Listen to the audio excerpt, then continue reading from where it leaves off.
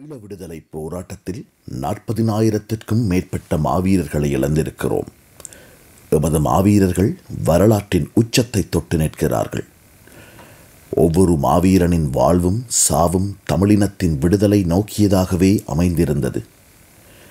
இந்த மாவீரச் செல்வங்களின் வரிசையில் தமிழீழ விடுதலை போராட்டத்தை உலகையே திரும்பி பார்க்க வைத்த உத்தமன் தியாகி திலீபன். தேசத்தின் தாகத்துடன் உயிரிழந்த பல்லாயிரக்கணக்கான மாவீரர்களில் தியாகி திலீபன் வித்தியாசமான ஒரு விடுதலை போராளி. மறைந்தும் மறையாது இன்னமும் ஒளி வீசிக் கொண்டிருக்கும் விடுதலை பேரொளி. ஒரு சொட்டு நீர்த்துளி கூட அருந்தாது 12 நாட்கள் உண்ணா நோன்பிருந்து தமிழ் மக்களின் விடுதலை தாகத்தை பாரத தேசத்திற்கு எடுத்து கூறியவன். ஈற்றில் அந்த வேள்வித்தீயில் தன் உயிரையே நீத்தவன். ஒரு தனி மனிதனால் அகிம்சை வழியில் எத்தகைய உயர்ந்த தியாகத்தை செய்ய முடியுமோ அத்தகைய அர்ப்பணிப்பை செய்து தமிழ் மக்களின் மனங்களில் ஆழப் பதிந்து விட்டவன். தமிழீழ விடுதலைக்காக 3 தசாப்தங்கள் அகிம்சை போராட்டத்தை நடத்தியும் 3 தசாப்தங்கள் ஆயுதப் போராட்டத்தை நடத்தியும் மீண்டும் அகிம்சை ரீதியிலான போராட்ட பாதைக்குள் இன்று நகர்ந்து கொண்டிருக்கும் நாம் கடந்த கால வரலாறுகளையும் நிகழ்கால நடப்புகளையும் புரிந்து கொள்வதற்கு தியாகி திலீபனின் போராட்டம் பல படிப்பினைகளை சொல்லி நிற்கிறது.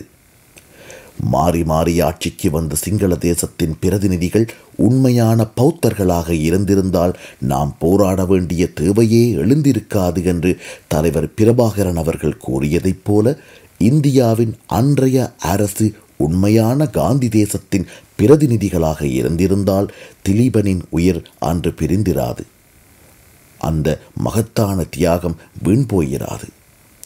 ஆனால் தாங்கள் சொல்வதையே ஈழத்தமிழர்கள் கேட்க வேண்டுமென்ற மனோநிலையில் ஸ்ரீலங்கா அரசுடன் சேர்ந்து கொண்டு தியாகி திலீபன் முன்வைத்த கோரிக்கைகளை இந்தியா ஏற்க மறுத்தமை பின்னர் இடம்பெற்ற எல்லாவிதமான கசப்பான சம்பவங்களுக்கும் தொடக்கமாகிவிட்டது.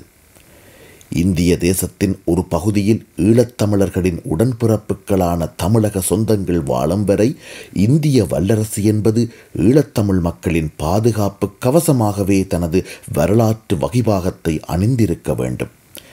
அவ்வாறான ஒரு நிலைப்பாடுதான் இந்தியாவின் கேந்திர நலன்களுக்கும் பாதுகாப்பாகவும் இருந்திருக்க முடியும். ஆனால் இந்தியாவும் அதன் கொள்கை வகுப்பாளர்களும் தொடர்ந்தும் இதனை மறுத்தும் மறந்துமே செயற்பட்டு வந்திருக்கின்றனர். காந்திய வழியில் திலீபன் முன்னெடுத்த போராட்டம் ஈழத்தமிழர்கள் மத்தியில் மூட்டிய விடுதலை பெருநெருப்பு. அது இன்னமும் எரிந்து கொண்டே இருக்கிறது. தாயக விடுதலைக்கான ஆயுத போராட்டம் மௌனிக்கப்பட்டாலும் தியாகி திலீபன் போன்ற தியாக மறவர்கள் அர்ப்பணிப்புடன் ஏற்படுத்திய விடுதலை வேட்கை என்றுமே வீணாகிவிடாது. தியாகி திலீபன் விரும்பிய மக்கள் எழுச்சியே விடுதலைக்கான பாதைகளை திறக்கும். அப்போது நிச்சயம் இந்தியாவின் மனச்சாட்சியும் கண்களை திறக்கும். அதுவரை பார்த்தீபன் பசித்திருப்பான். உலகமே அதுவரை பார்த்தீபன் பசித்திருப்பான். உலகமே கவனமாக கேளுங்கள், பார்த்தீபன் இன்னமும் பசியோடுதான் இருக்கிறான்.